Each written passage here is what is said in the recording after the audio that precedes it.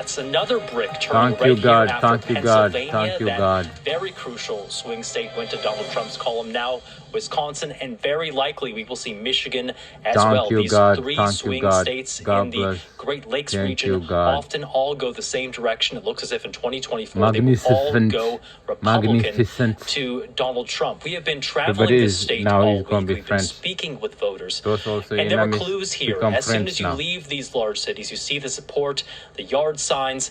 Speaking with voters, they tell you they support Donald Trump. They're out there campaigning. And there was a sense that, well, maybe the ground game would get Kamala Harris over the edge here in Wisconsin. Maybe it would be Yes. suburban women and the issue of abortion Yes. that would do it. Maybe it would be the Latino vote flip-flopping at the very end of this election after No. those comments we saw at Madison Square Garden. In the end, No. none of that was quite enough. We saw Donald Trump No. really broadening He his didn't call base here, garbage. pitching a bigger tent Another in this person state, calls attracting garbage more and they Latino want to voters, use that attracting against more him. African-American voters.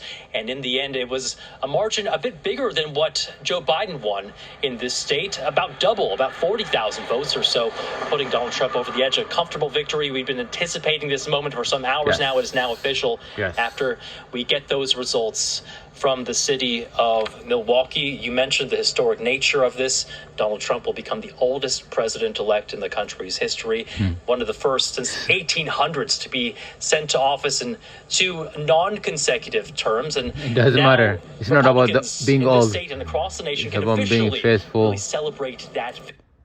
Shut up. You gotta shut up. You see? NPR is another biased media now against, Support for WAMU's live stream comes from the Healthcare Distribution Alliance. Distributors ensure the health and vitality of communities through the collective strength of their passionate and hardworking employees. More at healthdelivered.org. Voted for abortion rights, even while a substantial majority of that state also voted for Donald Trump. You have some very They can't significant stop portion talking. of that state who They voted can't for stop him talking. and voted They can't stop Support talking. for this podcast and the following message come from Energia, where everyone can invest in the world's top renewable energy. What do you say markets. about Explore winning the renewable White House, energy the House, projects, the shop Senate? It investments, and says get started with everything. as little as $100. It says everything about Make Americans. Your money do more at energia.com/NPR. Live from NPR News in Washington, I'm Dave Mattingly. With the Associated Press declaring Donald Trump to be on the cusp of winning the White House, the former president delivered a victory speech early this morning in West Palm Beach, Florida. We overcame obstacles that nobody thought possible, and it is now clear that we've achieved the most incredible political thing. Look what happened. Is this crazy? Officially, the AP shows Trump with 267 of the 270 electoral votes needed to defeat Vice President Harris in the race for the White House. Trump's total includes the swing states of Georgia, North Carolina, and Pennsylvania. The results are still not official in other swing states, such as Michigan and Wisconsin.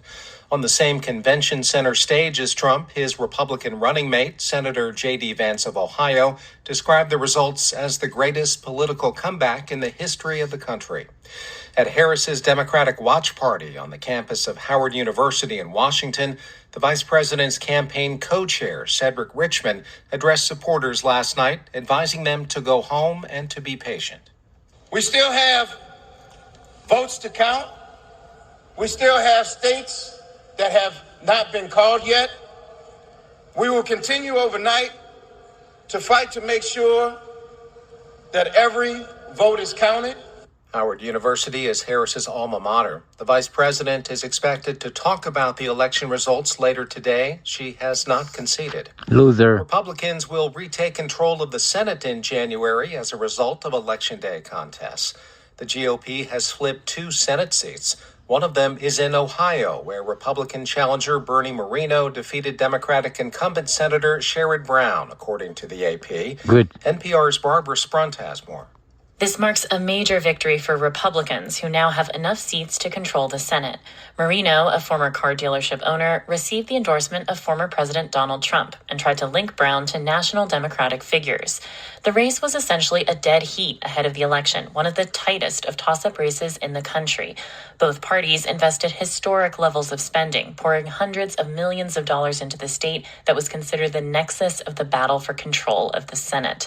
Brown has been in the Senate for nearly 18 years, flipping a seat in 2006. He had never before been on the same ballot as Trump.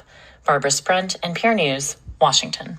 Control of the House is not yet clear, with the results of dozens of House races still outstanding. In Florida, voters have rejected Amendment 3 to legalize the recreational use of marijuana. It would have allowed the purchase, possession, and use of marijuana products for adults who are 21 years old or older. Good for them. This is NPR News from Washington.